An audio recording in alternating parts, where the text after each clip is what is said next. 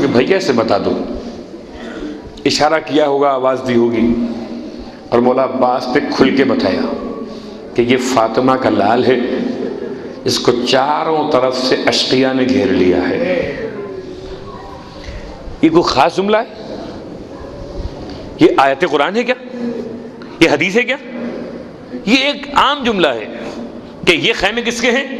کہ یہ خیمے زہرا کے لال کے خیمے ہیں۔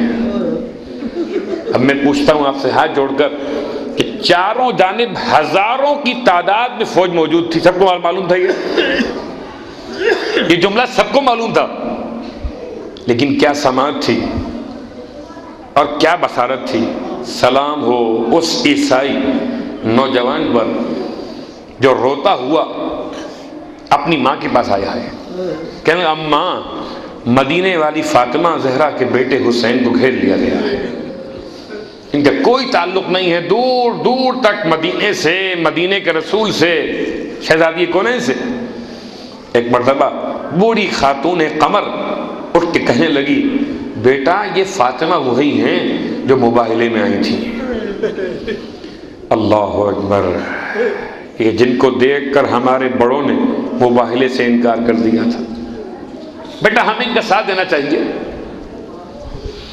امام نے ان کو بلایا نہیں ہے، خود سے گئے، اور جب امام کے پاس پہنچے تو اپنی نصرت کا اظہار کیا کہ ہم آپ کے نصرت کے ارادے سے آئے ہیں۔ فرمایا نصرت تمہاری قبول نہیں مجھے۔ کیوں؟ کہ جب تک تم اسلام قبول نہ کرو میرے جد کا۔ اللہ اکبر، حسین کے قافلے کی بنیادی شرط کا اسلام لے آؤ۔ اب میں پوچھتا ہوں کہ چاروں جانب جو موجود تھے ان کے بارے میں خیال کیا ہے؟ جو اذان دے رہے تھے، نماز پڑھ رہے تھے، قرآن یاد تھا، اور یہ آنے والے نہ قرآن یاد ہے، نہ نماز سیکھی ہے، نہ وضو آتا ہے، یہ عیسائی ہیں۔ امام فرماتے ہیں میری نصرت کے لیے ایک بات شرط ہے کہ تم پہلے اسلام قبول کرو۔ کہنے لگی کہ مولا آپ کی نصرت کی برکت سے اسلام بھی مجھے مل رہا ہے، بھلا میں کیوں چھوڑ دوں گی؟ اللہ اکبر، اس پورے خاندان نے جو قربانی پیش کی ہے، رونے والوں بس مجھے ایک اشارہ اس عیسائی پہ کرنا ہے اور ایک بازار شام کے یہودی پہ کرنا ہے۔ یہ عیسائی کون ہے جو اب مسلمان ہو گیا؟ کیا حسین کا در ملا کہ مسلمان ہو گیا، اور ایسا مسلمان کہ شہدائے کربلا میں شامل ہو کر لائق درود و سلام ہو گیا۔ اب سلام اس پر، درود اس پر۔ اللہ اکبر، عجیب قربانی پیش کی ہے۔ میں کہتا ہوں وہب تو نے اپنا گلا کٹا دیا، تیرا گلا کٹنا محبت امام میں تیری جامع مردی کی دلیل تھی، لیکن تیری ماں پہ سلام ہو، در خیمہ پہ آگے کھڑی ہو گئی تھی اپنے بیٹے کو جنگ کرتے دیکھنے کے لیے، اور جب اس نے داد شجاعت دی ہے تو اشقیاء سمجھ گئے کہ یہ اس کی ماں ہے، اور ظالموں نے شدت ظلم دیکھی ہے کہ ایک ماں کے سامنے اس کے جوان بیٹے کو گرا کے ذبح کیا ہے، اس کا سر اتارا ہے زخمی کرنے کے بعد، اور سر اٹھا کر جانب قمر پھینک دیا۔ قمر نے، اس بوڑھی خاتون نے سر کو اٹھایا، ہاتھ پر لیا، میرے لال تو نے ماں کا نام روشن کر دیا، اور اس کے بعد وہ جملہ کہا ہے جو بڑی معرفت کا جملہ تھا، سر کو لے کر ہاتھ میں واپس جانب اشقیاء اچھال دیا کہ ہم جو دے دیا کرتے واپس نہیں لیا کرتے۔ اللہ اکبر، رونے والوں ایک یہ تھا جس نے عیسائیت کو ترک کر کے حسین کی محبت میں اسلام قبول کیا تھا، سنا حسین کے پیغام کو، دیکھا حسین کو، اور حسین پہ جان قربان کر دی۔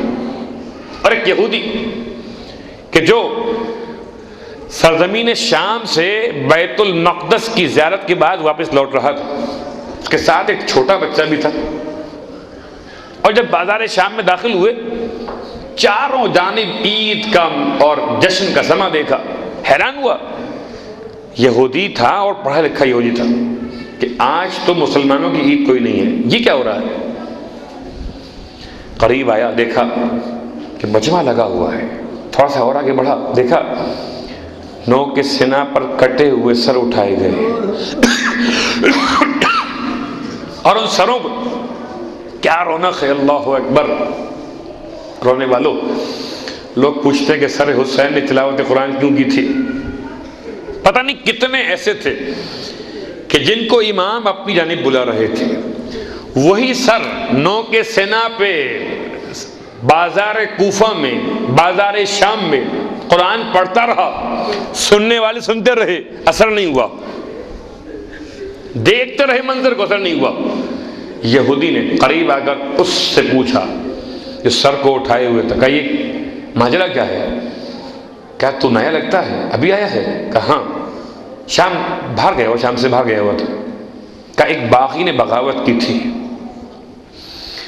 اور خدا نے ہمارے امی کو کامیاب کیا اور ہم اس باغی کا سر کاٹ کے لائے ہیں۔ اس نے حیران ہو کے پوچھا باغی کا سر قرآن پڑھ رہا ہے؟ وہ تھا یہودی، لیکن میں نے کہا نا کہ پڑھا لکھا یہودی تھا۔ اس نے کہا یہ کیسے ممکن ہے کہ اس کو تم باغی کہتے ہو؟ تو قرآن پڑھ رہا ہے۔ کہ خاموش ہو جائے ورنہ تیری زبان کاٹ دی جائے گی۔ اللہ اکبر۔ ابھی یہ بات کر رہا تھا کہ چند سال کے اس بچے نے باپ کا ہاتھ کھینچا، بابا ادھر دیکھ، ایک اور عجیب کرشمہ ہے۔ کیا دیکھا؟ کہ 6 مہینے کے بچے کا سر۔ رونے والا وہ بچہ ہے نا، اس نے بچے کے سر کو دیکھ لیا، کہا بابا دیکھ اس بچے کے سر کو دیکھ، 6 مہینے کا بچے کا سر نو کے سینہ پہ اٹھایا گیا ہے۔ اللہ اللہ۔ رونے والوں، بس یہودی نے ایک مرتبہ کلمہ اسلام کا زبان پہ جاری کیا، ارے اپنی تلوار کو نیام سے نکال کر نصرت حسین میں جنگ کی ہے۔ اللہ اللہ۔ اتنے تھے بازار شام میں تلاوت قرآن سننے والے، مگر حسین کی محبت کسی پر اثر نہ کر رہی تھی سوائے اس کے کہ جس نے محبت حسین میں قرآن کو سنا، جس کی آنکھوں نے منظر کو دیکھا۔ رونے والوں، اصغر کے سر کو دیکھ کے جنگ شروع ہو گئی۔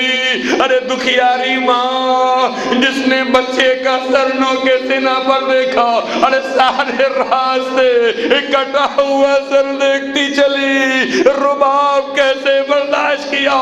ارے غیروں سے برداشت نہ ہوا، ماں نے کیسے دیکھا اس سر کو، ارے جس کی بانچھوں پر دودھ کے نشان۔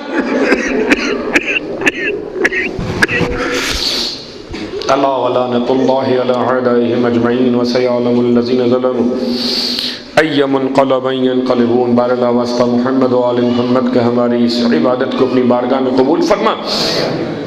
بار اللہ واسطہ محمد و آل محمد کا حاضرین مجلس کی جائز خواہشات پوری فرما۔ پروردگار تو نے اگر قوت سماعت دی ہے تو مالک اس کا شکریہ ادا کرتے ہوئے ان کانوں کو حسین کے لال کی آواز کو سننے کے قابل بنا دے۔ بار اللہ واسطہ محمد و آل محمد کا امام زمانہ علیہ السلام کے ظہور میں تعجیل فرما، اور ہم سب کو ہمارے آباء و اجداد، ذریت و اولاد کے سمیت امام علیہ السلام کے ادنا ترین خدمت گزاروں میں شمار فرما۔ Bibi Fatima Zahra, Bibi Fatima Zahra, Zahra Bibi Fatima Zahra, Bibi Fatima Zahra, Zahra Bibi Fatima Zahra, Bibi Fatima Zahra, Zahra Bibi Fatima Zahra, Fatima Zahra, Zahra لینے کو دربار میں، لینے کو دربار میں۔ اعوذ باللہ من الشیطان اللعین الرجیم، بسم اللہ الرحمن الرحیم، الحمد للہ رب العالمین، والصلاة والسلام علی اشرف الانبیاء والمرسلین، سیدنا ابی القاسم محمد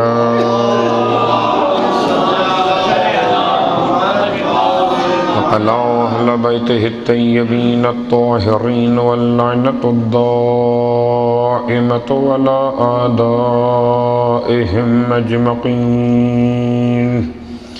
أما بعد فقد قال الله تبارك وتعالى في كلامه الحميد وفرقانه المجيد قوله الحق وهو أصدق القائلين. بسم الله الرحمن الرحيم. وَإِذْ تَأَذَّنَ رَبُّكُمْ لَئِنْ شَكَرْتُمْ لَأَزِيدَنَّكُمْ وَلَئِنْ كَفَرْتُمْ إِنَّ عَذَابِي لَشَدِيدٌ. صلوات پڑھ لیں محمد.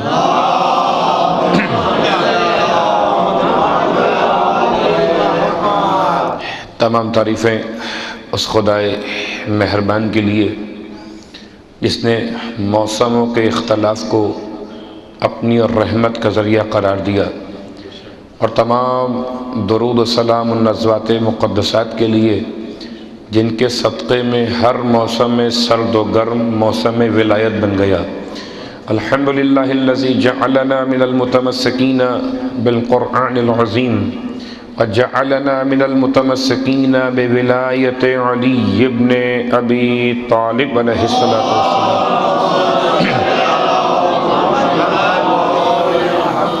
اما بعد، صاحبان علم اور ایمان کا یہ اجتماع اور ایک طالب علم کی حیثیت دیے ہوئے اور روزانہ اپنا سبق پیش کر رہا ہوں. سورہ مبارکہ ابراہیم کی آیت نمبر 7 مسلسل تلاوت ہو رہی ہے. نعمت پروردگار کی طرف سے اور شکر نعمت انسان کی طرف سے. اور اگر نعمت کو چھپایا، نعمت کو یاد نہ کیا، نعمت کی ناقدری کر لی، تو پھر یہ سارے گناہ انسان کی طرف سے اور عذاب پروردگار کی طرف سے. یقیناً نعمت کے معنی کو سمجھنے کے لیے آج ذرا سا زحمت دوں گا کہ کچھ اندازے غلط ہو جاتے ہیں نعمت کا ترجمہ کرتے وقت، اور آج اس ترجمے پہ غور کرنے کے لیے اس طریقہ کار کو اختیار کریں گے کہ جہاں قرآن مجید اپنی ضد کے اعتبار سے اشیاء کو سمجھاتا ہے. صلوات پڑھ لیں محمد وعلیہ.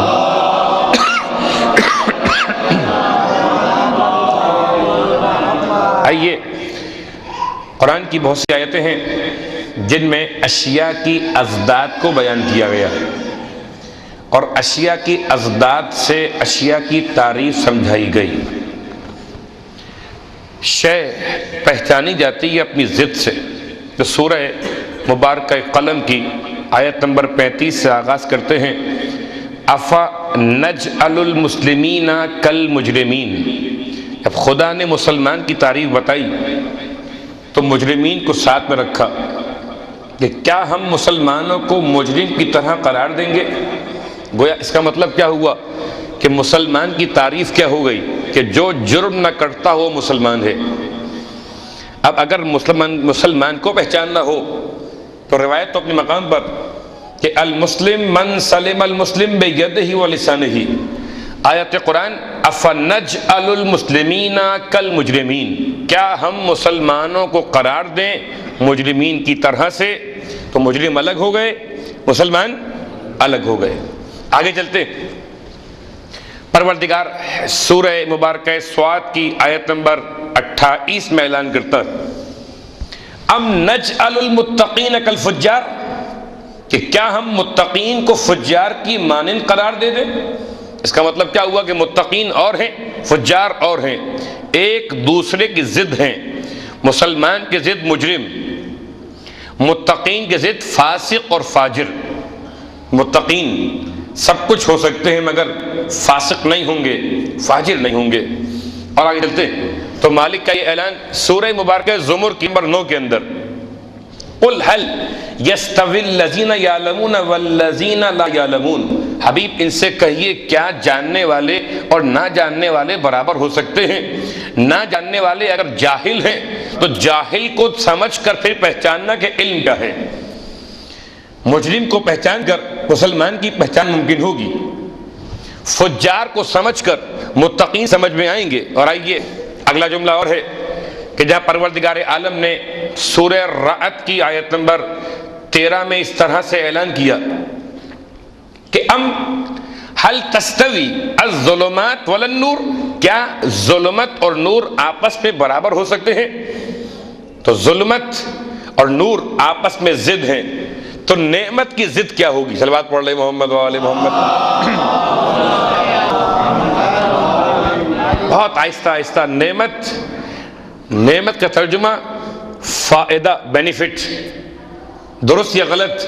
غلط۔ نعمت کا ترجمہ رائٹس یعنی حقوق، ترجمہ درست یا غلط؟ کا غلط۔ نعمت ہے کیا؟ کہ نعمت کو پہچاننے کے لیے آپ کو نعمت کی ضد پہچاننی پڑے گی۔ قرآن کا انداز یہی ہے کہ وہ ازداد کو بیان کرتا ہے۔ اور آج شب جمعہ کی مناسبت سے دعائے کمیل میں مولا متقیان علی ابن ابی طالب علیہ السلام افمن کان مومنا کمن کان فاسقا لا یستوون، کیا مومن اور فاسق آپس میں ہو سکتے ہیں؟ لا یستوون، یہ دونوں آپس میں کبھی برابر نہیں ہو سکتے، مومن اور فاسق۔ اب آئیے نعمت کا ترجمہ نعمت کی ضد سے پہچانے گا، اور ضد کا نام ہے نقمت۔ نعمت کی ضد کیا ہے؟ کہ نقمت۔ نقمت کی جمع نقم، نعمت کی جمع نعم۔ اور جب اسے تلاش کرتے ہیں تو چونکہ آج شب جمعہ کی مناسبت ہے تو میں نے اسی دعائے کمیل سے چند جملے آپ کی خدمت میں بیان کرنا چاہے ہیں کہ جہاں حضرت کمیل ابن زیاد امام کی بارگاہ میں دعائے خضر علیہ السلام کی تعلیم دے رہے تھے، مولا دینے والے اور کمیل لینے والے۔ اور کیا رات کے تاریکی کے وقت میں کمیل ایسے آئے در امام پر جیسے کوئی سائل بھیک مانگنے کے لیے آتا ہے۔ امام نے دروازہ بند کر دیا ہے بیت الشرف کا۔ گھر میں جانے کے بعد آپ مسجد کوفہ میں بیان چکے تھے کہ خضر کی اہمیت کیا تھی، کتنے لوگ سن کے چلے گئے۔ کس نے پوچھا کہ مولا وہ دعا کون سی ہے؟ سلام ہو حضرت کمیل ابن زیاد پر۔ امام کی خدمت میں آئے، اور اب ساری زندگی تا قیام قیامت تک جتنے بھی لوگ دعائے کمیل پڑھتے رہیں گے، نام اعمال کمیل میں اس کا ثواب لکھا جاتا رہے گا۔ کمیل آئے تھے اور امام نے جو دعا تعلیم فرمائی اس میں امام نے نعمت کا ذکر بھی کیا ہے اور نعمت کی ضد کو بھی بیان کیا ہے۔ آئیے دعا کے آغاز میں وہ چند جملے، اللہم اغفر لی الذنوب التی تنزل النقم، اے پروردگار میرے وہ گناہ بخش دے جو بلاؤں کے نزول کا باعث ہوتے ہیں۔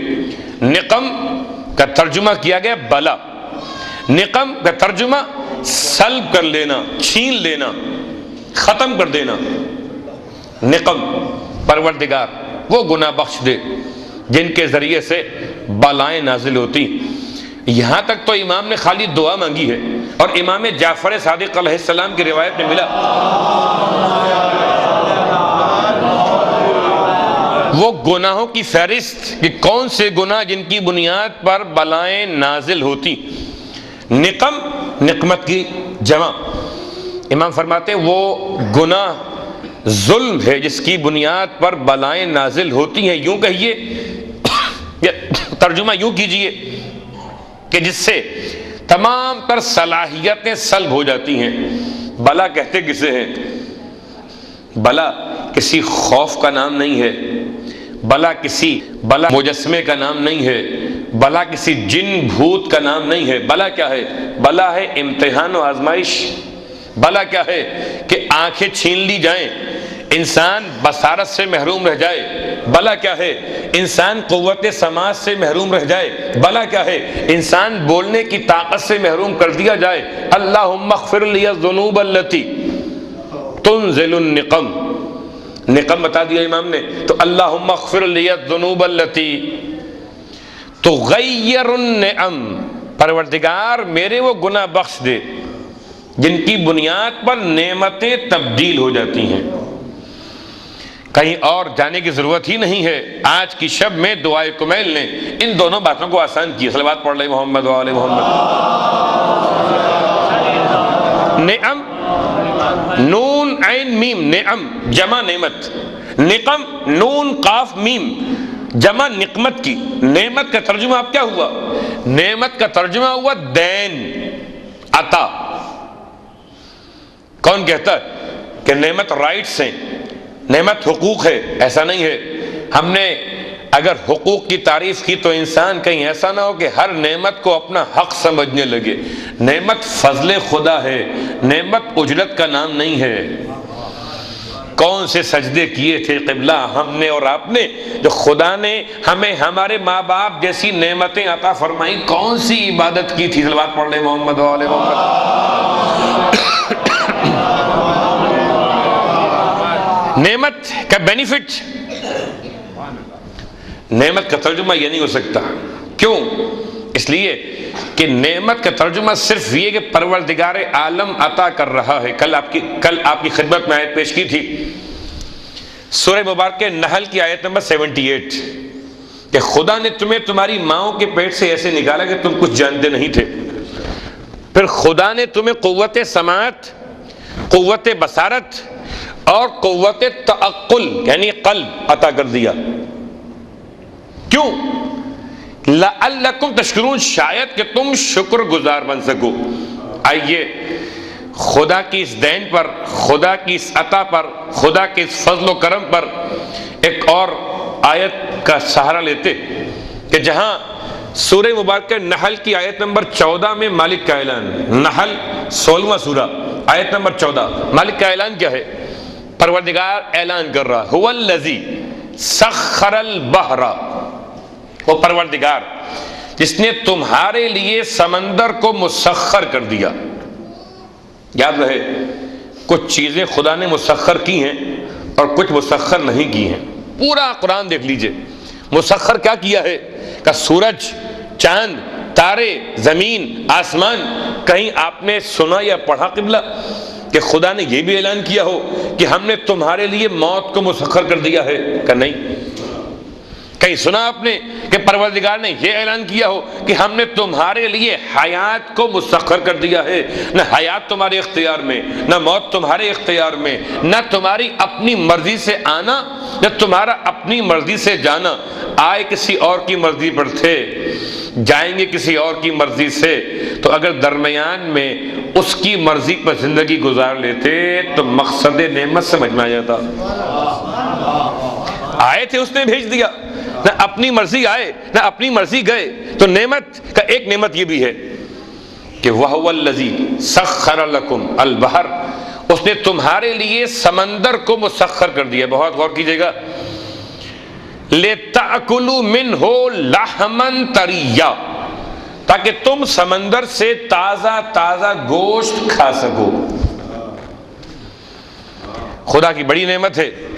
اب چاہے ہماری اور آپ کی شہری زندگی میں اس کا احساس ہو کہ نہ ہو، مگر قرآن کہتا ہے اور حسن اتفاق ہے کہ آیت کا نشان 14 ہے، خدا نے سمندر کو تمہارے لیے مسخر کیا۔ کیوں کیا؟ کیا کرو گے اس سے؟ بھائی اب اگر ہو انسان غافل تو سمندر کے نمکین پانی کو بیٹھ کر روئے، ہو انسان غافل تو سمندر کے نقصانات پہ اپنا ٹائم ضائع کرنے لگے کہ سمندر سے یہ مسائل پیدا ہوتے ہیں، یہ مسائل پیدا ہوتے ہیں۔ اگر انسان ہو طبیعت انصاف کو لیے ہوئے تو خدا سے پوچھ لے کہ پروردگار اتنا بڑا سمندر بنایا کیوں ہے؟ تاریخ اپنے مقام پر، لیکن آج دنیا کا اگر پورا علاقہ ناپا جائے تو سمندر 75% علاقے کو ڈھانپے ہوئے ہے۔ کل خشکی 25% ہے سمندروں کے مقابلے میں۔ یعنی اگر کائنات خدا نے بنائی تو 25% خشکی۔ اور اب بات سمجھ میں آتی ہے کہ مولا متقیان نے کیوں فرمایا تھا کہ میں زمین کے راستوں سے زیادہ آسمان کے راستوں سے واقف ہوں. گرچہ یہاں زمین کا راستہ کیوں کا کم بہت ہے، 25%، اور سمندر کی بات تو ایک جملہ کافی ہے. بہت دفعہ بیان کیا کہ دریائے دجلہ پر جو امام نے روانہ کیا تھا نصیر کو کہ جا کے آواز دو جمجمہ کو کہ تمہیں بتائے کہ لشکر علی ابن ابی طالب کو یہاں سے دریا عبور کرنا ہے، پانی کم کہاں پر ہے، پانی کم کہاں پر ہے. آیا نصیر اور آ کر آواز دی ہے تو 1000 جواب ملے. ہم سب کا نام جمجمہ ہے. بتاؤ امام نے کس سے پوچھا ہے؟ واپس لوٹ گیا. کہا مولا وہاں تو اتنے لوگ جواب دے رہے ہیں، میں کیا پوچھوں؟ فرمایا جاؤ جمجمہ ابن کرکرہ. اب آواز دو جا کے. پھر دوبارہ آ گیا، آواز دی. اب تقریباً 400 جواب آ رہے تھے کہ جو ایک ہی لبیک لبیک کہنے والے. بتاؤ کس سے پوچھنا ہے؟ پھر واپس آ گیا نصیر. اور اب امام فرماتے ہیں جاؤ آواز دو جمجمہ ابن کرکرہ ابن مرمرہ. جا کر آواز دی ہے تو خالی ایک سمندر کی مخلوق نے جواب دیا ہے. کیا پوچھنا چاہتے ہو؟ کہ مجھے بھیجا ہے وسیع رسول خدا نے، اور سوال یہ ہے کہ لشکر کو دریا پار کرنا ہے. بتاؤ پانی کم کہاں پر ہے؟ اس مخلوق نے نصیر سے کہہ دیا نصیر تمہارا دماغ کام نہیں کرتا، مجھے یہاں رہتے ہوئے پانیوں میں 1000 برس ہو گئے. جو میرا نام بھی جانتا ہے، میرے باپ کا نام بھی جانتا ہے، اور میرے دادا کا نام بھی جانتا ہے، اس سے اتنی خبر نہ ہوگی پانی کم کہاں زیادہ. کا صلوات پڑھ لے محمد والے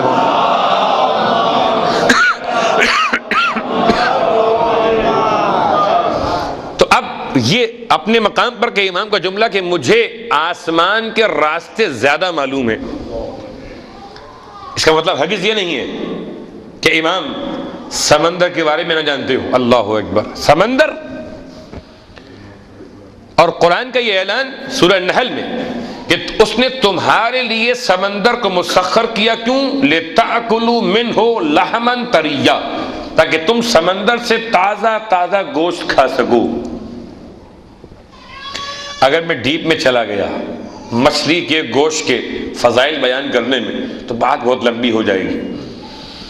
ایک بہت آسان سا مسئلہ کہ باقی دنیا کے تمام تر حلال جانور جو سمندر کے باہر ہیں ان کا مسئلہ بڑا مشکل ہے کہ جب تک ذبیح نہ کیا جائے، ذبح نہ کیا جائے، یا بڑے جانور اونٹ کو نہر نہ کیا جائے، تب تک حلال گوشت بھی انسان کے لیے حلال نہیں ہوتا. اور دربار خلافت میں آنے والے یہودی نے ایک سوالوں کے درمیان یہ کیا تھا کہ میرا عقیدہ کچھ ایسے ہے کہ میں بغیر ذبح کیے ہوئے گوشت کھاتا ہوں. تو ان کو سمجھ میں نہ آیا اور یہ سوال مولائے متقیان کے پاس بھیج دیا گیا.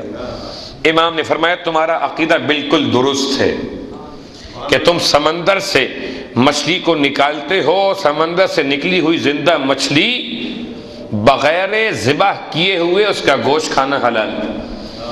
تو جس میں محنت ہوتی ہے وہ گوشت اور ہے، اور جس میں محنت ذبح کی بھی نہیں وہ گوشت اور ہے. لِتَأْكُلُوا مِنْهُ لَحْمًا طَرِيًّا. اللہ اکبر.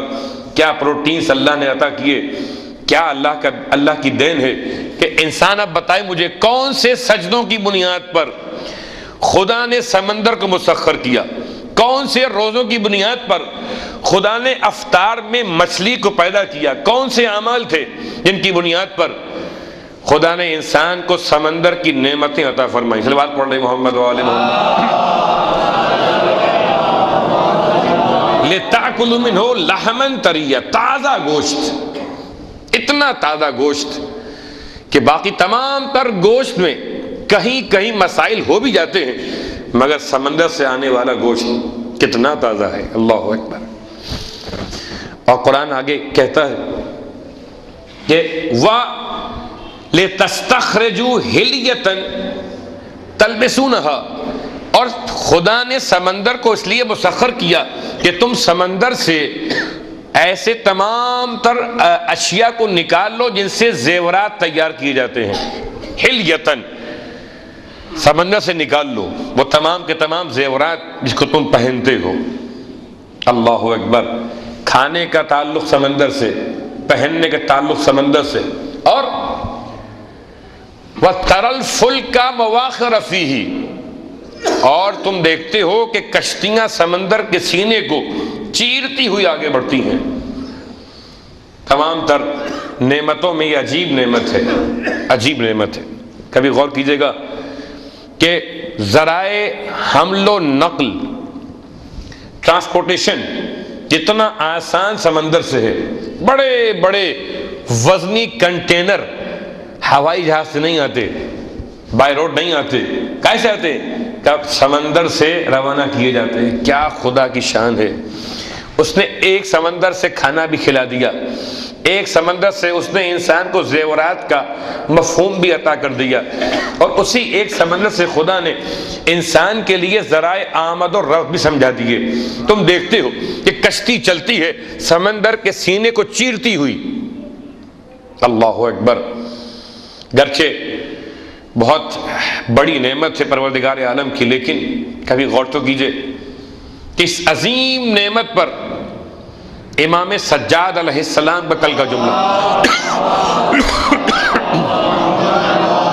امام کا جملہ کہ اگر خدا حمد نہ بتاتا، نعمتیں ہوتی تو انسان نہ رہتا۔ اور خطبہ نمبر 280 میں مولائے متقیان کا یہ جملہ ارشاد فرماتے ہیں وَلَوْ فَكَّرُوا فی عظیم القدرت، اگر انسان فکر کرتا خدا کی عظیم قدرت کے بارے میں، اگر سوچتا نعمتیں کیوں ہیں، لَعَلَّكُمْ تَشْكُرُونَ، شاید کہ تم شکر گزار بنو۔ شکر گزار بن کے کیا ملے گا؟ کہ آسان سی بات ہے، جب انسان کسی سے کوئی اگر نعمت مل جائے تو انسان اس کا شکریہ ادا کرتا ہے۔ بہت آسان سی مثالیں ہیں کہ اگر انسان نے کہیں سے کھانا لیا ہے تو انسان کھانا کھلانے والے کو دیکھتا کہتا ہے آپ کا شکریہ۔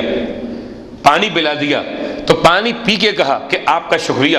عجیب بات کہ پانی پی کے شکریہ، کھانا کھا کے شکریہ، مگر پیدا کرنے والے کا شکریہ ادا کرتے ہوئے انسان کو اتنی کوتاہی کیوں ہو جاتی ہے؟ اللہ اکبر۔ امام فرماتے ہیں کہ اگر خدا کی عظیم قدرتوں پر فکر کیا جائے، لو فکروا فی عظیم القدرت و جسیم النعمت، اور اس کی بڑی بڑی نعمتوں پہ غور کیا جاتا، لرجعوا الی الطریق، تو کیا ہوتا کہ اگر یہ کام ہو جاتا، لو اگر ہو جاتا، لرجعوا الی الطریق، تو لوگ راستہ حق پر لوٹ آتے ہیں۔ نعمتوں پر اگر غور کر لیا جائے تو انسان کفر کو چھوڑ سکتا ہے، نعمت پہ اگر غور کر لیا جائے تو انسان نفاق سے الگ ہو سکتا ہے، نعمت پر اگر غور کر لیا جائے تو انسان رب کا عظیم بندہ بن سکتا ہے۔ یہ مولائے متقیان کے جملے، لو فکروا، اگر فکر کر لیتے، وخافوا عذاب الحریق، اور یہ فکر کرنے والے عذاب حریق، جلانے والے عذاب سے ڈرنے لگتے اگر نعمت کو جان لیتے۔ اس کے بعد امام فرماتے ہیں مگر ہوا کیا، وَلَكِنَّ الْقُلُوبَ عَلِيلَةٌ، لیکن دل بیمار ہو گئے ہیں، وَالْبَصَائِرَ مَدْخُولَةٌ، اور آنکھوں پر غفلت کے پردے پڑ گئے ہیں۔ نعمتیں دیکھ کر بھی انسان اپنے منعم کو نہیں پہچان پاتا، اتنی نعمتیں۔ اللہ اکبر، ہم بات کر رہے سمندر کی، وَلِتَبْتَغُوا مِنْ فَضْلِهِ، اور خدا کہتا ہے اور انہیں چاہیے کہ خدا کے فضل کو سمندر سے تلاش کریں۔ کیوں؟ وَلَعَلَّكُمْ تَشْكُرُونَ، شاید کہ تم شکر گزار بندے بنو۔ روایت حضرت ام المومنین، نام لیے بغیر بات کو مکمل کروں گا، کہ وہ رسول خدا میں بہت زیادہ بولا کرتی تھیں، آپ جانتے، بار بار ٹوکتی تھیں، کہتی تھیں، اور ایک دن یہ جملہ زبان سے کہہ دیا کہ آپ کے تو خدا نے گناہ بخش دیے، میں ان کا جملہ نقل کر رہا ہوں، نقل کفر ہے، کفر نہیں، آپ کے گناہ بخشے گئے، ما تقدم و ما تاخر، پچھلے بھی اور اگلے بھی. پھر آپ اتنا کیوں روتے ہیں، کیوں سجدہ کرتے ہیں؟ اللہ کے رسول نے جواب میں جو ارشاد فرمایا ہے، فرماتے ہیں افلا اکون عبدا شکورا، کیا میں اپنے خدا کا ایک شکر گزار بندہ نہ بنوں؟ اس نے مجھے اتنی نعمتیں عطا کی ہیں، اتنی نعمتیں عطا کی ہیں کہ کیا ختمی مرتبت اپنے خدا کا شکر بھی ادا نہ کرے؟ سوال پڑھے محمد و آل محمد.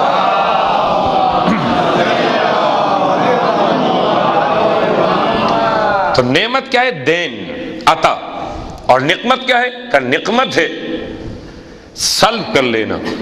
اور کل ہم اس بات کو مکمل کر چکے تھے کہ پروردگار عالم کی نعمتوں میں سے کہ اگر سماعت و بصارت و افئدہ، یہ تین بڑی نعمتیں ہیں، تو کہیں خدا ان نعمتوں کو سلب نہ کر لے.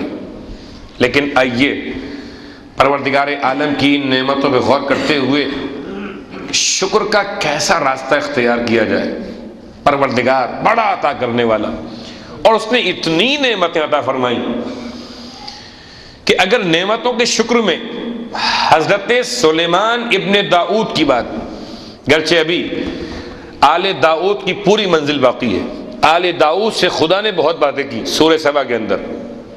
اعملوا آل داؤد شکرا، اے آل داؤد شکر کا عمل اختیار کیا کرو.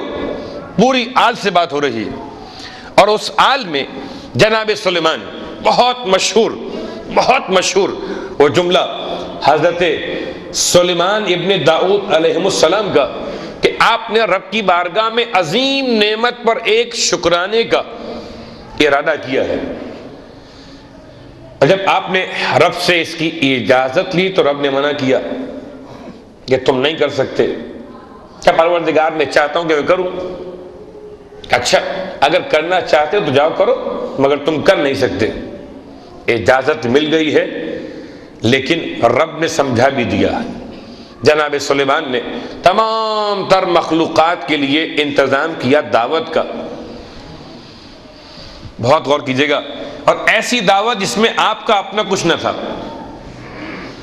جنوں کو روانہ کیا کہ جن گئے، سب کو انفارم کر دیا، سب کو مطلع کر دیا، اور جن گئے تمام تر دنیا میں پھیلے ہوئے غذا کے ڈھیر اٹھا کے لے آئے اور لا کر دعوت کے مقام پہ جمع کر دیے.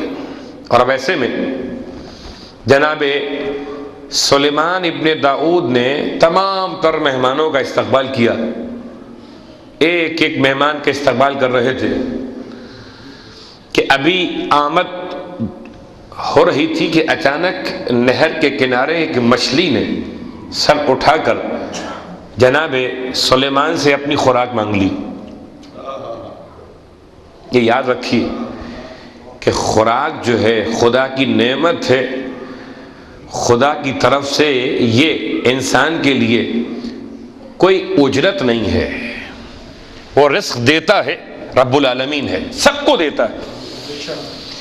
اور ابھی تو بات آئے گی کہ کہاں کن کن مقامات پہ خدا نے رزق کی بات کی ہے. لیکن یہاں رزق کی بات جب آئی، شکرانے کی دعوت جناب سلیمان کی ہے، سب لوگ آئے ہوئے ہیں، اور ابھی دعوت کے انتظام میں آپ مصروف تھے کہ اس مچھلی نے اپنا رزق مانگ لیا کہ مجھے تو کھانا چاہیے.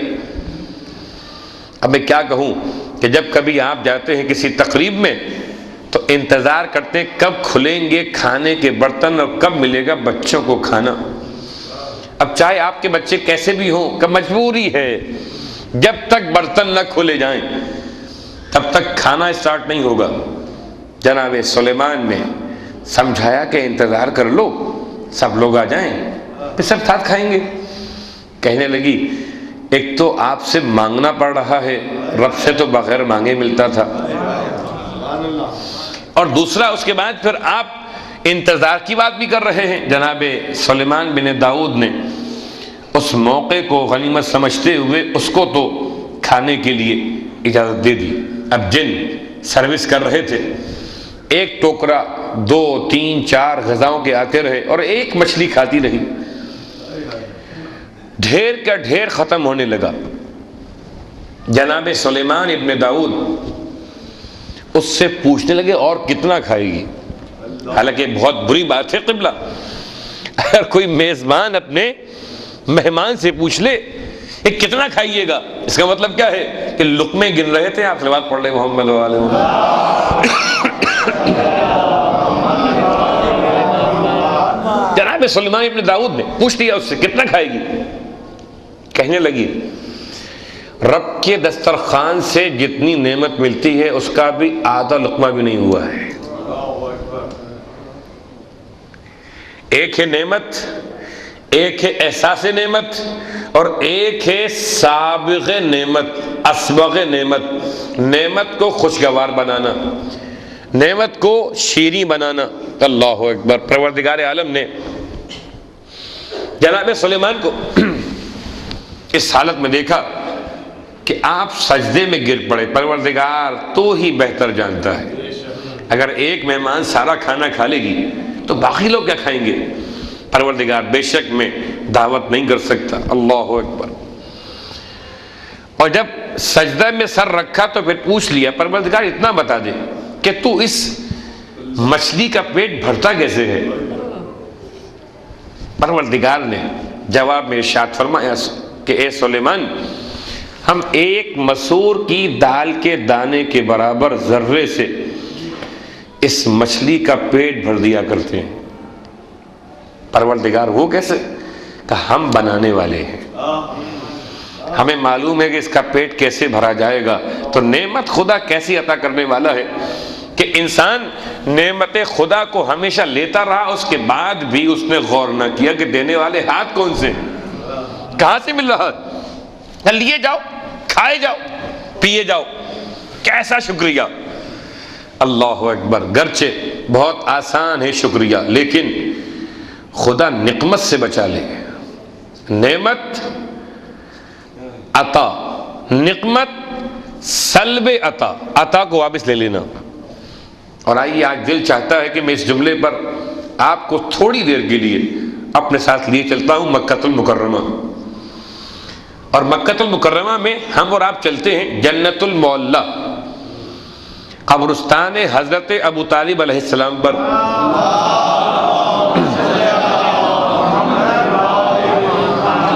بہت کم جناب ابو طالب علیہ السلام کی زیارت پڑھی جاتی ہے یہاں ہمارے شہروں میں، تو یہ مخصوص ہے وہاں کے لیے۔ تو آئیے اس کا ایک جملہ، جب زائر پہنچتا ہے قبرستان معلیٰ میں، اس مقام پر جہاں سے جناب ابو طالب، جناب خدیجہ طاہرہ، جناب عبد المطلب، جناب عبد مناف، جناب قصی اور جناب قاسم اور طاہر کی قبور ملتی۔ ایک قول جناب آمنہ کے بارے میں بھی ہے، وہاں جا کے سلام کرتا ہے۔ جو ایک زیارت ہے حضرت ابو طالب علیہ السلام کی، تو جملہ یہ ہے کہ السلام علیکہ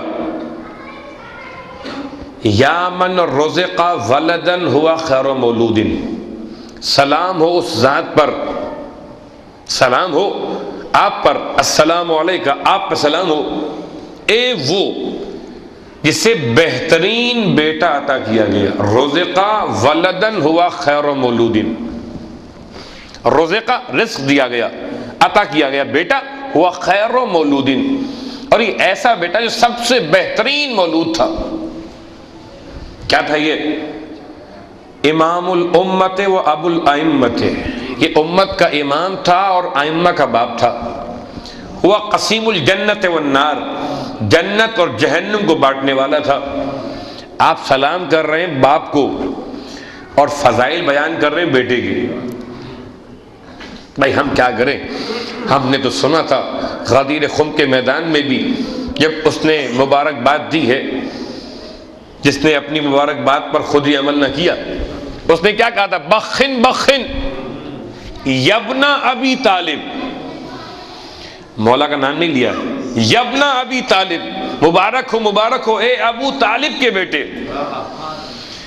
تو جس کی زبان پر ابو طالب کا نام آ رہا ہو اور بات ہو رہی ہو بیٹے کے حوالے سے، تو آئیے آپ سلام کر رہے ہیں ابو طالب علیہ السلام کو، اور الفاظ بیٹے کے لیے، السلام علیکہ یا من رزق ولدن ہوا خیر مولود، امام الامت و ابو الائمۃ ہوا قسیم الجنت والنار. اب جملہ سنیے، وَنِعْمَةُ اللَّهِ عَلَى الْأَبْرَارِ وَنِقْمَةُ اللَّهِ عَلَى الْفُجَّارِ. سلام ہو اس پر جس کا بیٹا عظیم تھا، اتنا عظیم کہ امت کا امام تھا اور ائمہ کا باپ تھا. اس پر سلام جس کا بیٹا جنت اور جہنم کو تقسیم کرنے والا تھا. اس پہ سلام جس کا بیٹا نیک لوگوں کے لیے اللہ کی نعمت تھا اور فاسقوں اور فاجروں کے لیے اللہ کا عذاب تھا. نعمت اللہ بھی علی ابن ابی طالب اور نقمت اللہ بھی علی ابن ابی طالب. بس فرق اتنا ہے کہ ابرار کے لیے نعمت ہیں، فجار کے لیے نقمت. صلوات پڑھنے محمد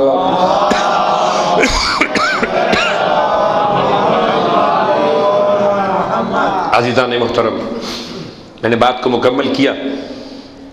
امام کے دونوں صفات سامنے آ گئیں اور امام کی تعلیم کردہ دعائے کمیل کے آخری میں یا سابغ النعم و یا دافع النقم یا نور المستوحشین فی الظلم یا عالم لا یعلم. اے نعمتوں کو پھیلانے والے، سابق نعمتوں کو خوشگوار بنانے والے، نعمتوں کو وسیع کر دینے والے. وَيَا دَافِعَ النِّقَمِ اور اے نعمتوں کے سلب کو دور کر دینے والے، اے بلاؤں کو دور کر دینے والے. کون سا خدا جس کی پہچان امام نے کرائی ہے؟ یا سریع الرضا، اے سب سے جلدی راضی ہو جانے والے. آج شب جمعہ ہے،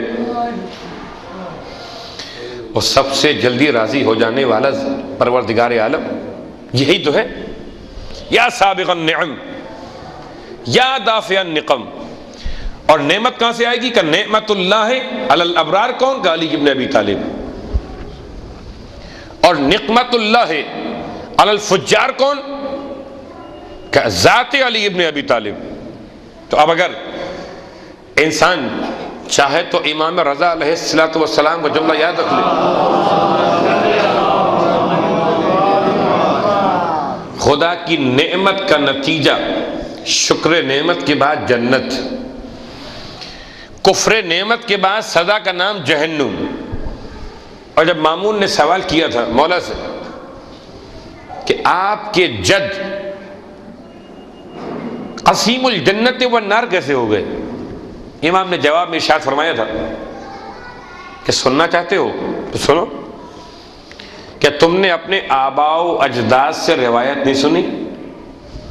امام نے حدیث رسول کو حدیث رسول کے ساتھ مربوط کیا ہے. کیا روایت نہیں سنی؟ کہ وہ روایت کہ اللہ کے رسول میرے جد نے فرمایا. کیا فرمایا؟ کہ یا علی حبو کا ایمان و بغضو کا نفاق. یا علی آپ کی محبت ایمان ہے اور آپ کا بغض نفاق ہے. تو ایمان کا نتیجہ ہے جنت اور نفاق کا ما حصل ہے جہنم. خود بخود تقسیم ہو گئے. صلوات پڑھے محمد و آل محمد.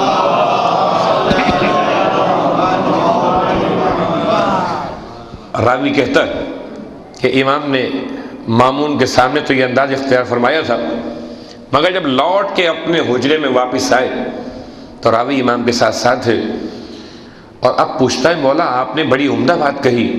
امام فرماتے ہیں یہ تو ہم نے مامون کے لیے اتنی ہی بات کہنا تھی کہ اس کے معیار کے لیے یہی کافی تھی، ورنہ ہم تو اس سے آگے بھی کہہ سکتے تھے. کیا مولا کیا کہتے کہ روز قیامت خدا مولائے متقیان ہمارے جد امیر المومنین کو اختیار دے گا کہ وہ جہنم سے بات کریں گے کہ یہ تیرا ہے اور یہ میرا ہے. تقسیم کیا قسیم ایسے ہیں، تقسیم ایسے کریں گے کہ آپ خود جہنم سے بات کر رہے ہوں گے. نعمت اللہ علی الابرار. اگر چاہتے ہو کہ اللہ کی نعمت ملے تو محبت علی ابن ابی طالب. اگر چاہتے ہو کہ اللہ کی نقمت سے بچیں تو بغض علی ابن ابی طالب سے اپنے آپ کو بچا کے چلے مسلمان، تو نعمت بھی ملے گی، نقمت سے بچے گا بھی. بس عزیزان محترم، آج کی حد تک ہم نے بات کو مکمل کیا. خدا نعمت پر جزا دیتا ہے. کب؟ لئن شکرتم، اگر تم نے شکریہ ادا کیا. اور اب 2 دن سے میں آپ کے سامنے قطب راوندی کے جملے پیش کر رہا ہوں بالکل آخر مجلس میں، اور آج ہے تیسرا جملہ. ابھی بہت کچھ باقی ہے. مناجات 15 میں شاکرین کی مناجات باقی ہے. صحیفہ کاملہ میں امام سجاد علیہ السلام کا انداز شکر نعمت باقی ہے. لیکن قطب راوندی کی روایت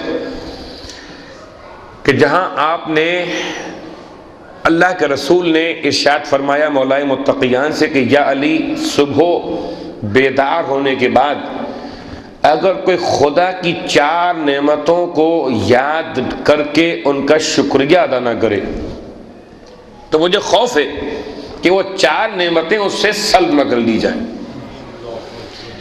ان 4 میں سے پہلی میں نے پرسوں بیان کی تھی، وہ کیا تھی؟ معرفت پروردگار. ایک کل بیان کی، وہ کیا تھی؟ کہ امت مصطفیٰ میں انسان کا اٹھایا جانا، قرار دیا جانا. الحمدللہ الذی. آج تیسری نعمت کیا ہے جس کو صبح صبح آپ نے اپنی زبان سے ادا کرنا ہے؟ الحمدللہ الذی جعل رزقی فی یدیہ ولم یجعل رزقی فی ایدی الناس. حمد ہے اس اللہ کے لیے جس نے میرے رزق کو اپنے ہاتھوں میں رکھا ہے، انسانوں کے ہاتھوں میں نہیں رکھا. صبح صبح بیدار ہونے کے بعد انسان کو روزگار پہ جانا ہے، اور روزگار پہ جانے سے پہلے عجیب ہے کیفیت. لوگ اتنا رزق کے لیے پریشان رہتے ہیں کہ فکر روزی میں رازق کو بھول جاتے ہیں. امام فرما رہے ہیں کہ دروازے کھولنا بند کرنا کہ انسانوں کے اختیار میں نہیں ہے، بلکہ صبح صبح کہو اپنی زبان سے کہ الحمدللہ، حمد ہے اس اللہ کے لیے الذی جعل رزقی فی یدہ، جس نے میرے رزق کو اپنے ہاتھوں میں رکھا ہے. ولم یجعل رزقی فی ایدی الناس، اور میرے رزق کو انسانوں کے ہاتھوں میں نہیں رکھا، ورنہ یہ پہلے ہی مار دیتے. پھر تو اگر انسانوں کے پاس نظام رزق ہوتا تو کیا حالت ہوتی. لیکن عزیزو، کتنا یقین تھا خدا کی ذات پر کربلا کے شہیدوں کو، اور کیا وہ کیفیت تھی. آج شب جمعہ ہے، دل چاہتا ہے کہ میں بیان کروں جناب داہیہ کلبی کے حوالے سے بس ایک وہ جملہ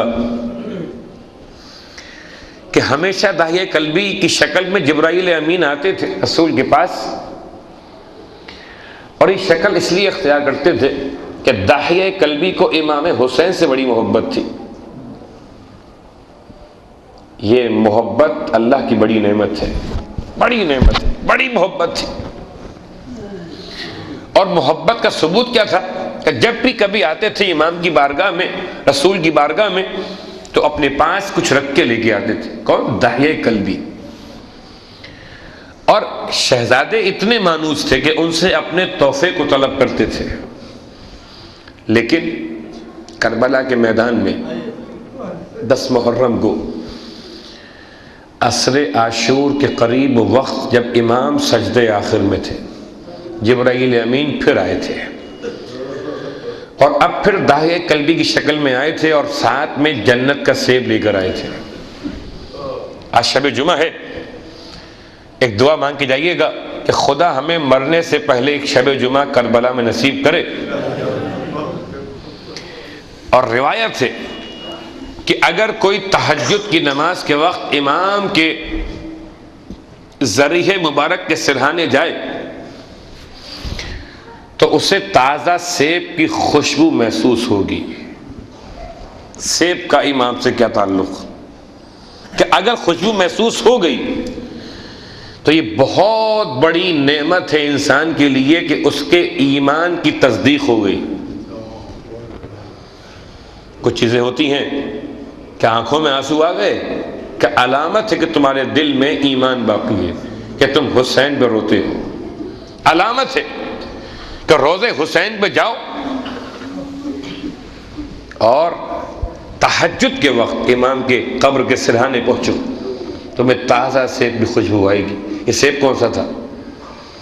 یہ سیب وہ تھا جس سے لے کر جبرائیل امین آئے تھے، داہیہ قلبی کی شکل میں، اور لا کر امام کو دیا تھا، اور امام نے پہچان کی فرمایا کہ برادر جبرائیل، اب آپ مجھ سے چھپ نہ سکیں گے، اب تک تو داہیہ قلبی بن کے آتے رہے، آج جبرائیل بن کر آئے۔ کہا اے فرزند رسول، یہ سیب آپ کے لیے لے کر آیا ہوں۔ فرمایا اے جبرائیل برادر، حسین کا رزق دنیا سے اٹھ چکا۔ عزیزو عجیب سی بات ہے۔ اور جب جبرائیل نے سوال کیا ہے کہ اس کو لیجئے، شاید یہ آپ کے کام آئے، تو کہتے ہیں کہ امام نے لیا تھا اور اس کو سونگھتے تھے، اور اس کو سونگھنے کی وجہ سے آپ کے پیاس کی شدت میں کمی واقع ہوتی تھی، لیکن فرمایا جبرائیل اسے کاٹ کے دیکھ لو۔ اب جو کاٹا جبرائیل نے، درمیان سے خون برآمد ہوا۔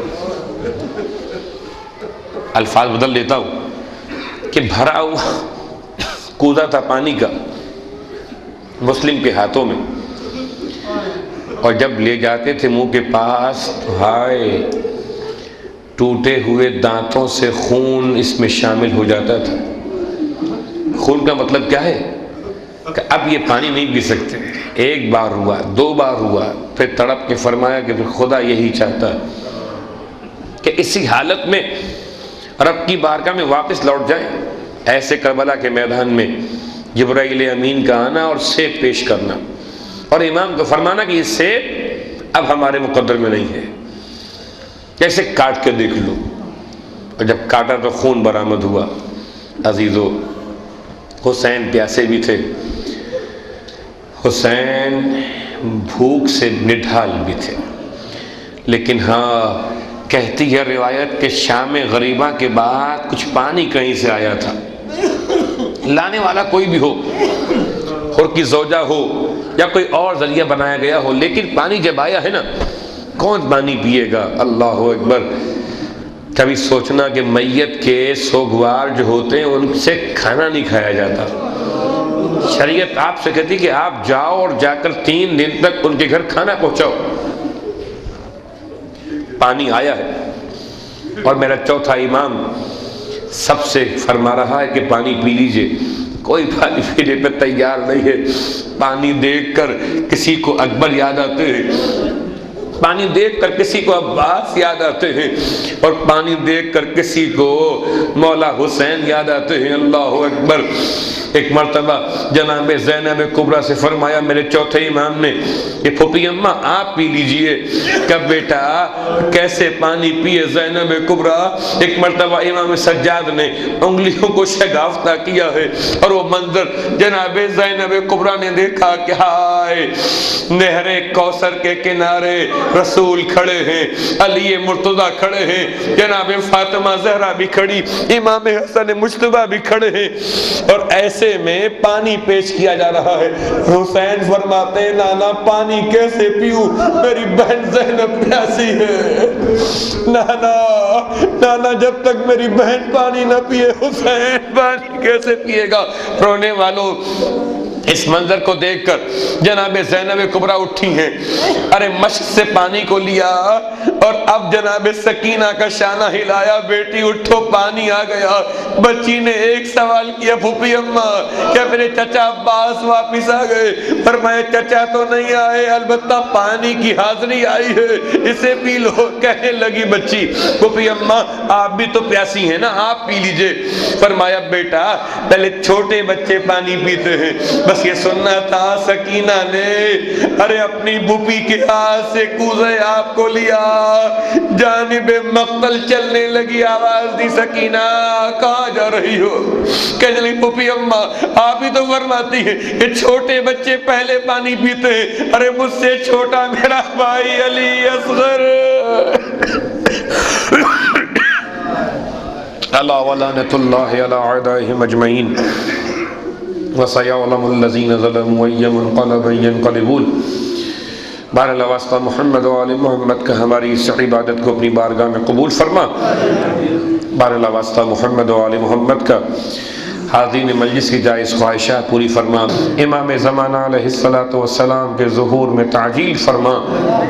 ہم سب کو امام علیہ السلام کے ادنا ترین خدمت گزاروں میں شمار فرما۔ Bibi Fatima Zahra, Bibi Fatima Zahra, Zahra Bibi Fatima Zahra, Bibi Fatima Zahra, Zahra Bibi Fatima Zahra,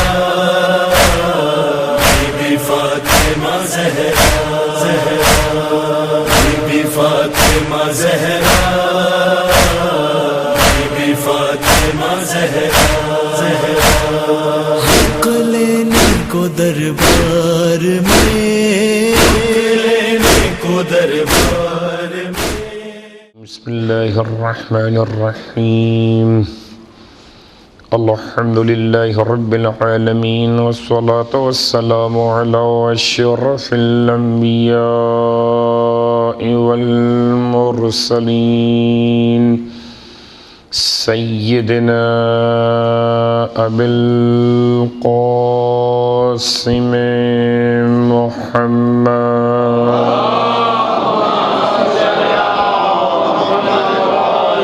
وعلی اہل بیتہ الطیبین الطاہرین واللعنۃ الدائمۃ علی اعدائہم اجمعین۔ اما بعد فقد قال الله تبارك وتعالى في كلامه الحميد وفرقانه المجيد قوله الحق وهو أصدق القائلين۔ بسم الله الرحمن الرحيم۔ وَإِذْ تَأَذَّنَ رَبُّكُمْ لَئِنْ شَكَرْتُمْ لَأَزِيدَنَّكُمْ وَلَئِنْ كَفَرْتُمْ إِنَّ عَذَابِي لَشَدِيدٌ۔ صلوات پڑھ لیں محمد۔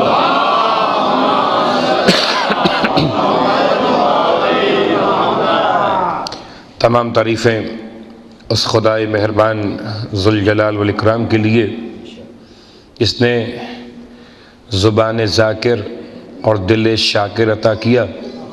تمام درود و سلام و نزوات مقدسات کے لیے جن کے صدقے میں ذکر کو ذکر آل محمد سے نسبت مل گئی اور شکر نعمت پر نعمتوں میں اضافے کا اعلان ہو گیا۔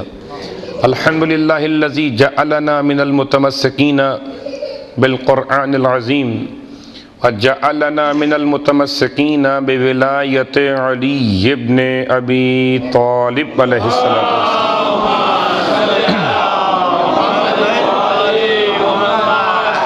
اما بعد صاحبان علم اور ایمان کی خدمت میں روزانہ ایک طالب علم کی حیثیت سے اپنا سبق پیش کر رہا ہوں، اور گفتگو کفران نعمت کے عنوان پر شروع ہوئی۔ سورہ مبارکہ ابراہیم کی آیت نمبر 7 کو سرنامہ کلام میں رکھتے ہوئے مالک دو جہاں نعمت کے شکرانے کو نعمت کی زیادتی کا عنوان قرار دیتا ہے، اور ناقدری نعمت کو، کفران نعمت کو اپنے عذاب کی بری خبر بنا کے پیش کرتا ہے۔ آئیے نعمت کیا ہے؟ کل کسی حد تک بات کو واضح کیا تھا کہ ہر شے اپنی ضد سے پہچانی جاتی ہے۔ اگر دن سمجھ میں نہ آتا ہو تو رات کو پہچانو رات کیا ہے، اگر علم سمجھ میں نہ آتا ہو تو جہل سمجھ لو کہ جہل کیا ہے، اگر سمجھ میں نہ آتا ہو کہ حیات کسے کہتے ہیں تو موت سمجھ لو۔ اسی انداز سے اگر نعمت سمجھ میں نہ آتی ہو تو نقمت سمجھ لو، اور اگر نقمت سمجھ میں آ جائے تو نعمت کا سمجھنا آسان ہو جائے گا، اور اسی آسانی کو تلاش کرتے ہوئے کہ نعمت پروردگار کی عطا کا نام ہے، اور مالک دو جہاں نے جو اعلان کیا اس میں الفاظ ہیں وَإِسْتَأَذَّنَ رَبُّكُمْ، اور یاد کرو اس وقت کو جب تمہارے رب نے اعلان کیا کہ لَإِن شَكَرْتُمْ، کہ اگر تم نے نعمت کا شکریہ ادا کیا ہے تو لَأَزِيدَنَّكُمْ، یاد رکھو ہم بتحقیق تمہاری نعمتوں میں زیادتی کر دیں گے۔ ایک شرط ہے، ایک جواب شرط، لَإِن شَكَرْتُمْ لَأَزِيدَنَّكُمْ وَلَإِن كَفَرْتُمْ، اور اگر تم نے کہیں نعمت کا کفر کر دیا تو اِنَّ عَذَابِي لَشَدِيد۔ کیا خوبصورت جملہ ہے۔ جب بات آئی تھی نعمت کی زیادتی کی تو خدا نے متکلم واحد بیان کیا، ذرا سی عربی ادب پر نگاہ ایک صلوات کے ساتھ۔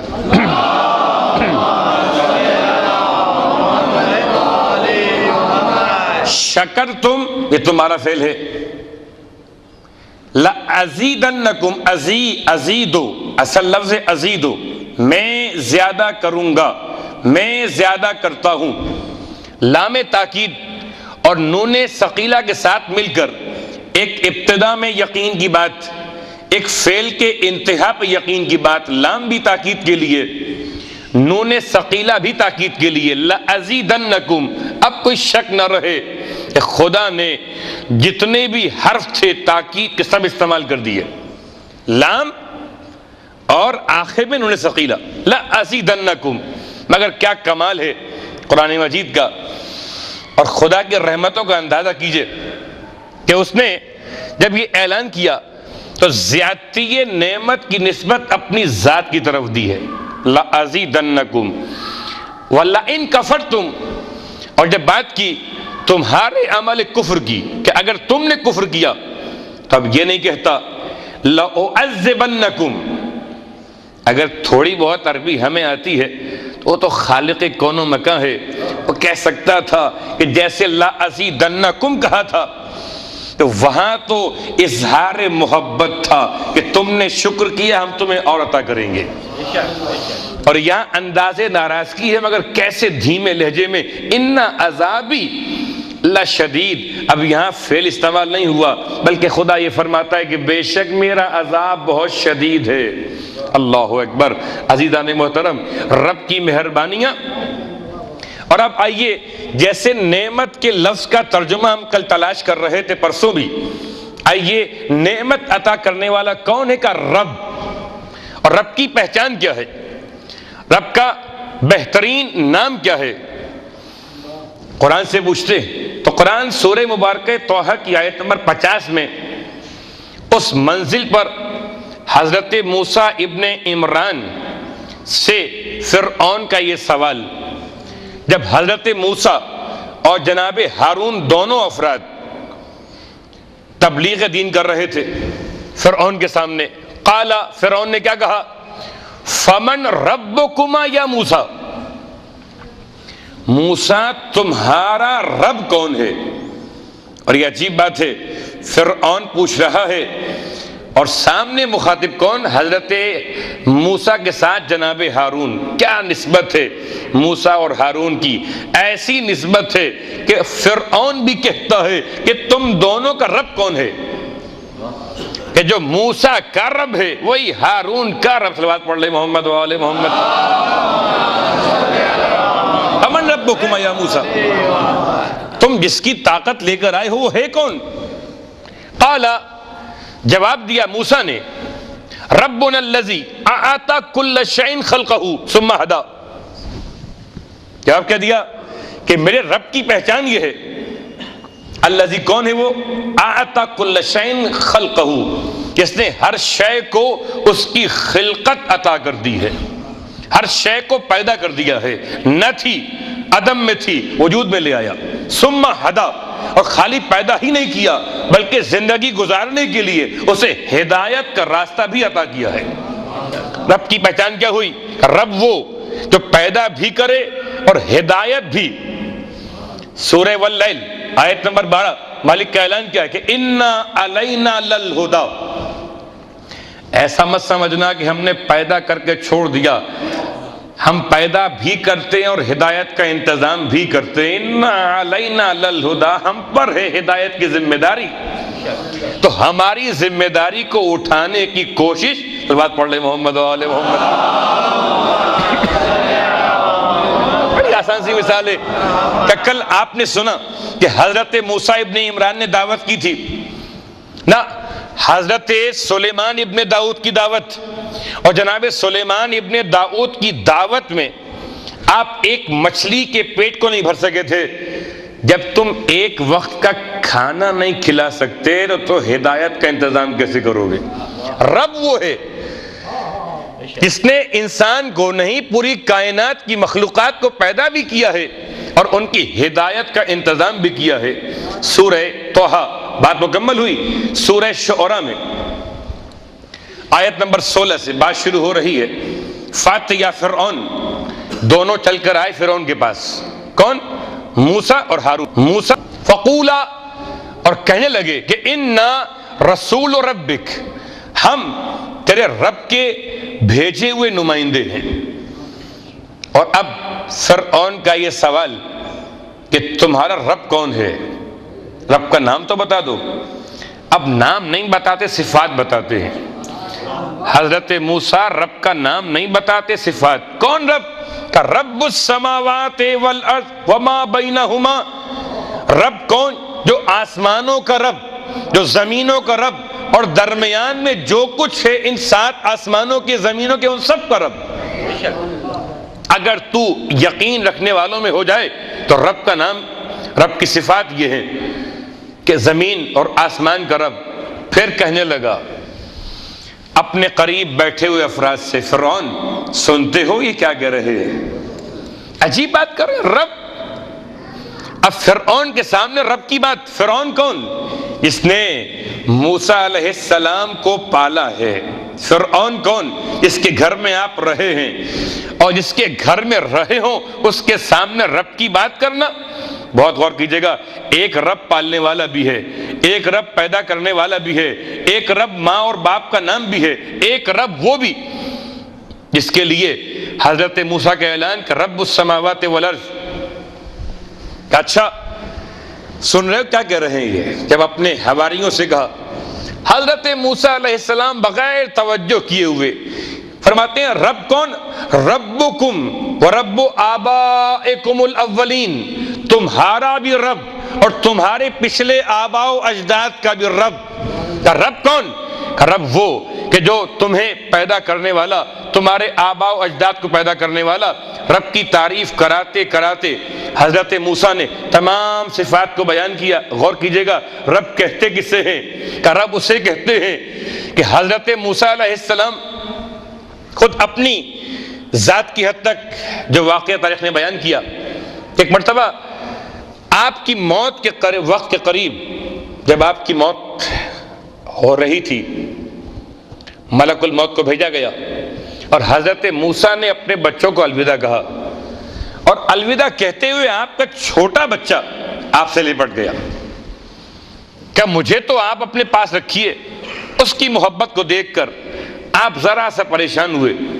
بہت غور کیجئے گا، وقت آخر موت سے پہلے اگر انسان کسی شے سے محبت کرتا ہو اس کی محبت آڑے آ سکتی. رب سے التجا کی، مالک میرے بال کا خیال کون رکھے گا؟ پروردگار یہ کہیں ایسا نہ ہو کہ بالکل بے آسرا ہو جائے. اچھا موسیٰ آپ اس کو چھوڑ دو، آپ باہر آ جاؤ. موسیٰ کو باہر بلوایا گیا اور کہا جاؤ نہر پر. آئے نہر پر ہاتھ میں عصا لیے ہوئے، اور رب کا پیغام یہ ملا کہ اب اس عصا کو پانی پر مار دو. پانی پر مارنا تھا، پانی شگافتہ ہوا اور حضرت موسیٰ نے دیکھا بالکل گہرائی میں ایک پتھر پڑا ہوا ہے. کہا اس پر بھی اپنے عصا کو مار دو. جب آپ نے اس پر بھی اپنے عصا کو مار دیا تو شگافتہ ہوا، اور اب دیکھا کہ پانی کی گہرائیوں میں ایک پتھر، اور پتھر کی تاریکیوں میں ایک چھوٹا سا ننھا سا کیڑا، اور اس کے منہ میں سبز رنگ کا پتا اس کی غذا کے اعتبار سے۔ رب کسے کہتے ہیں؟ حضرت موسیٰ آپ سمجھے کہ پیغام کیا تھا؟ کہ پروردگار کیا کہنا چاہتا ہے؟ مالک بتا دے مقصد کیا ہے؟ کہ موسیٰ اگر ہم نے اس اتنے گہرے پانی میں اور اس اندھیرے میں اس پتھر کے اندر ایک اندھے کیڑے کو پیدا کیا ہے تو دیکھ نہیں سکتا، ہم جب اس کے رزق سے غافل نہیں ہوتے تو اے موسیٰ تمہارے بچے کو کیسے بھول گئے؟ بات پڑھے محمد و آل محمد۔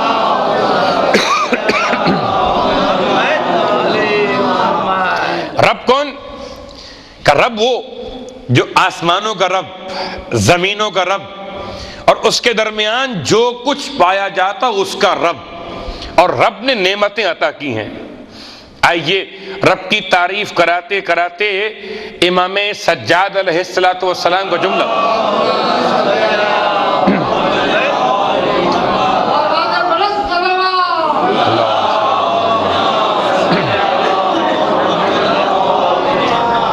فرماتے پروردگار میں کبھی تیری تعریف نہ کرتا اگر تیری تعریف کرنے کا حکم نہ ہوتا، اس لیے مالک کہ میں جانتا ہوں اس بات کو کہ میں جتنی بھی تعریف کر لوں وہ میری مقدور بھر تو ممکن ہے، تیری مقدور بھر ممکن کہاں ہے؟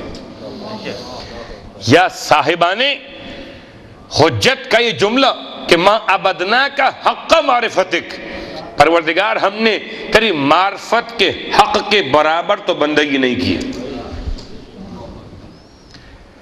امام تعارف کرا رہے ہیں، اور آئیے غور کیجئے کہ کس طرح رب کا تعارف قرآن نے کرایا، اور کیا الفاظ تھے بائبل کے، کیا انداز تھا حضرت موسیٰ اور عیسیٰ علیہ السلام کی کتابوں سے حاصل ہونے والے خلاصے کا، کہ وہاں جب رب کی پہچان کروائی گئی تو ایک روٹی سے،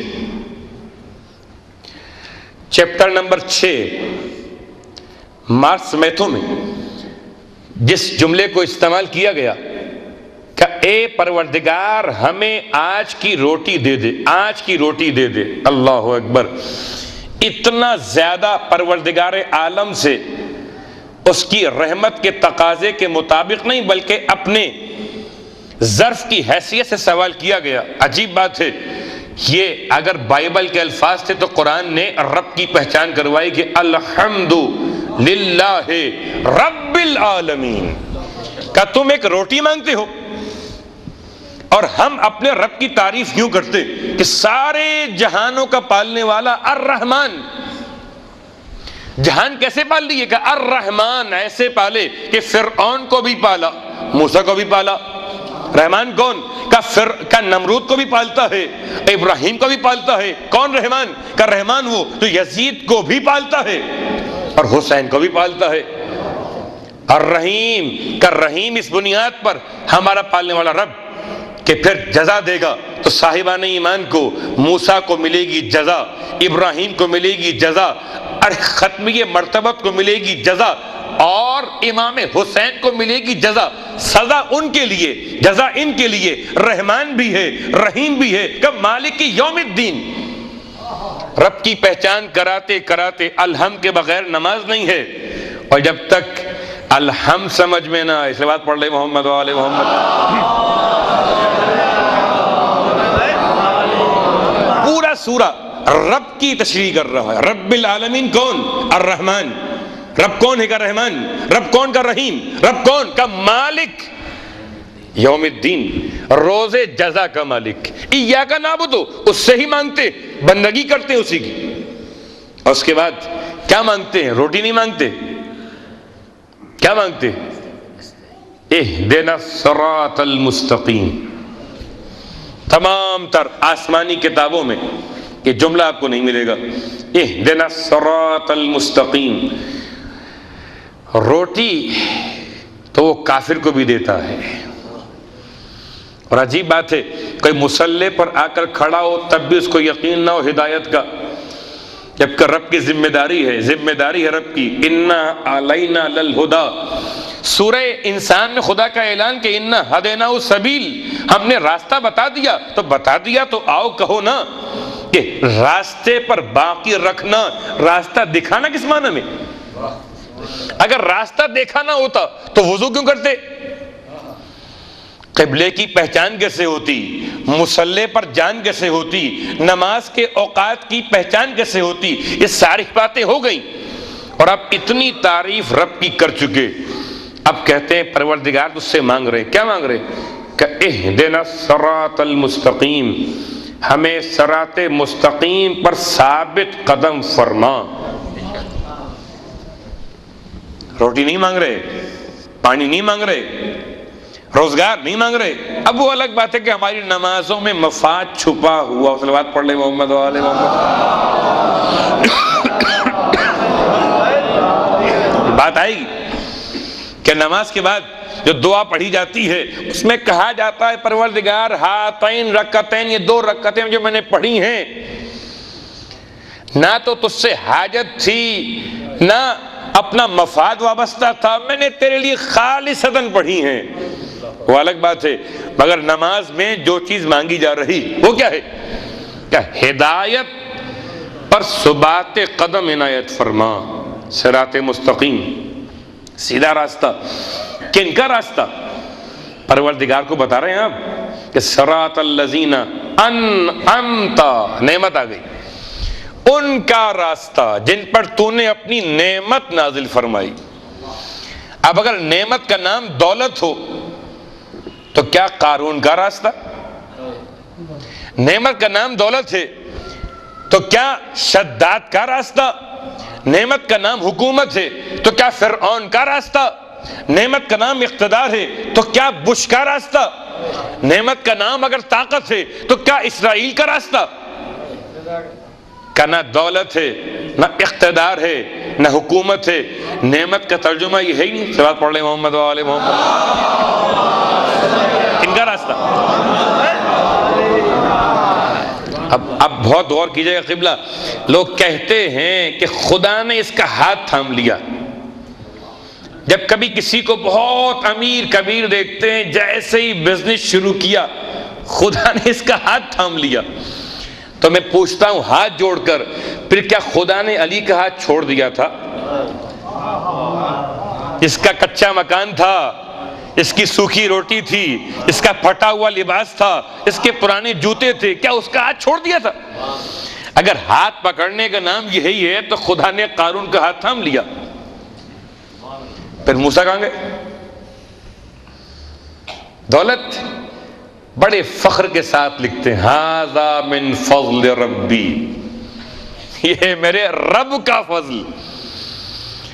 تو اگر دولت، حکومت، اقتدار، طاقت، تو پھر آپ دعا مانگ رہے ہوتے پروردگار ان کے راستے پر ثابت قدم رکھنا جو دولت مند ہیں۔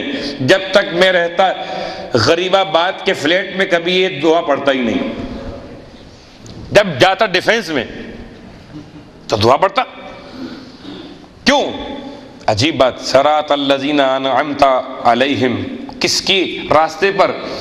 کیا ان کے راستے پر جن پر تو نے اپنی نعمت عطا فرمائی ہے۔ نعمت ہے کیا؟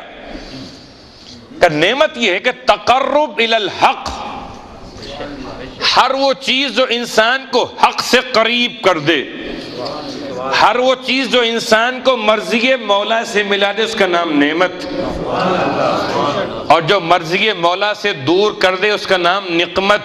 سانس نعمت اگر مرضی مولا سے ملا دے، آنکھوں کی بصارت نعمت اگر مرضی مولا سے ملا دے، کانوں کی سماعت نعمت اگر مرضی مولا سے قریب کر دے، ہاتھوں کی طاقت نعمت اگر مولا کے کام آ سکے، قدموں میں رفتار نعمت اگر مسجد کا راستہ طے کر لے۔ بات پڑھے محمد و آل محمد۔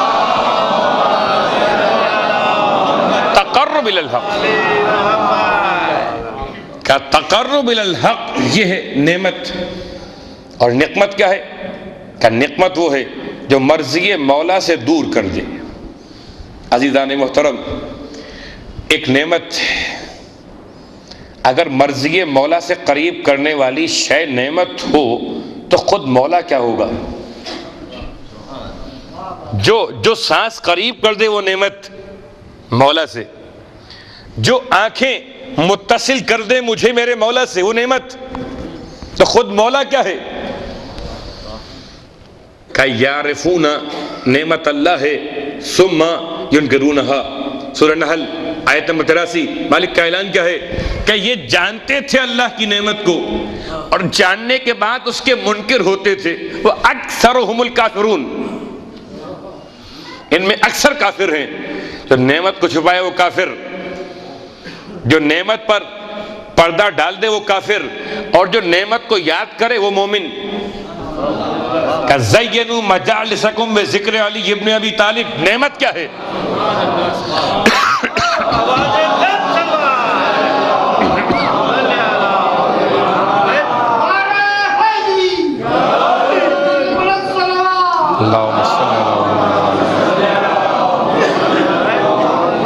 آئیے نعمت کے لفظ پر میں آپ کو لی چلتا ہوں۔ آج جمعہ کا دن تھا، کل شب جمعہ ہم نے بات کی دعائے کمیل کے حوالے سے، اور آج بات کریں گے زیارت جامعہ کے حوالے سے۔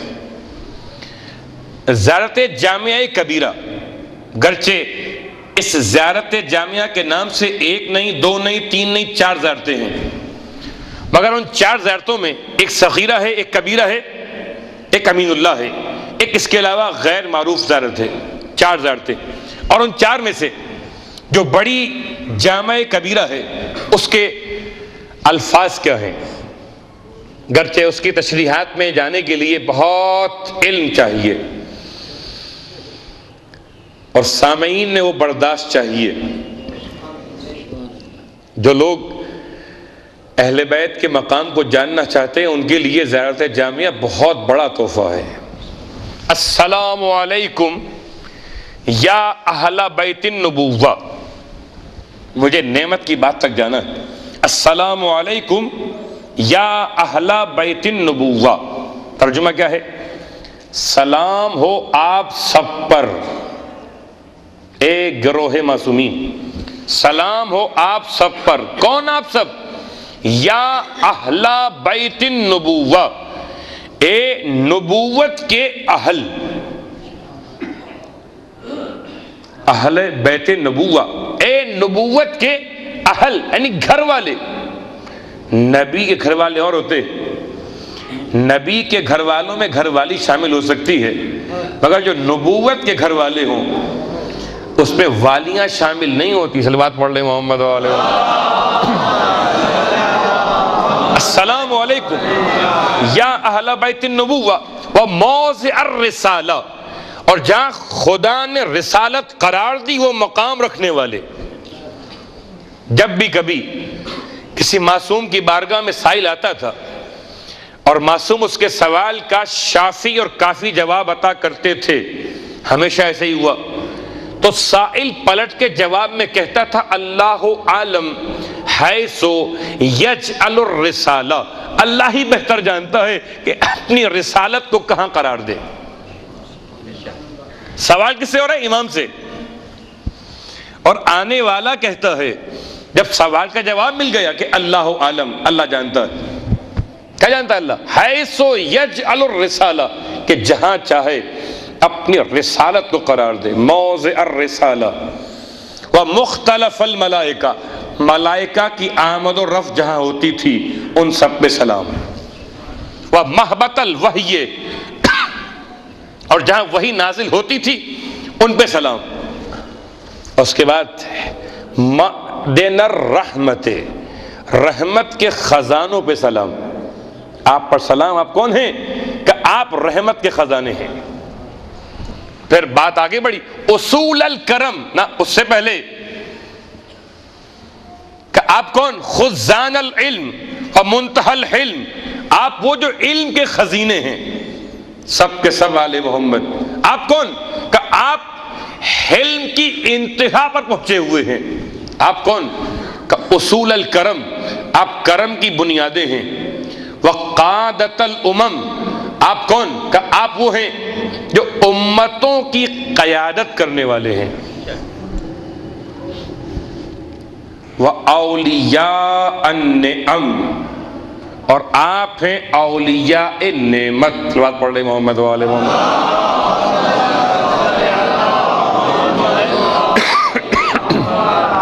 آپ اولیاء النعم، پہلے پرانے زمانے میں بادشاہوں کا ایک لقب ہوتا تھا ولی نعمت، کہ جس سے نعمت ملتی تھی. وہ الگ بات ہے کہ کچھ خوشامدی بادشاہوں کے سامنے ہمیشہ رہتے تھے، جیسا کہ بیربل کے بادشاہ کے سوال اور جواب. بیربل کا سوال کیا تھا؟ پوچھ لیا بیربل سے کہ بھئی بتاؤ کہ ہماری ہتھیلی پر بال کیوں نہیں ہے؟ خوشامدی نے کہہ دیا کہ اس لیے کہ آپ اتنا عطا کرتے ہیں، اتنا عطا کرتے ہیں، اتنا عطا کرتے ہیں کہ دیتے دیتے آپ کی ہتھیلی کے بال ختم ہو گئے. بادشاہ بڑا ہوشیار تھا، اس نے کہا اچھا بیربل یہ بتاؤ تمہارے ہتھیلی پہ بال کیوں نہیں ہیں؟ کہ اس لیے کہ آپ سے لیتے لیتے لیتے اتنا لیا کہ لیتے لیتے بال ختم ہو گئے.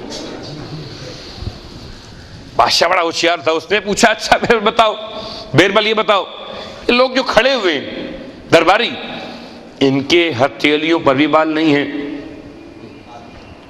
بیربل کہتا ہے کہ آپ دیتے رہے میں لیتا رہا، اور یہ سب کے سب کف افسوس ملتے رہے.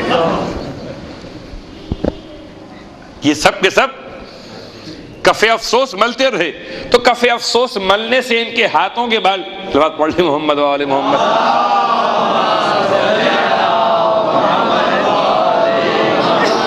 تو ولی نعمت کہا جاتا تھا بادشاہوں کو.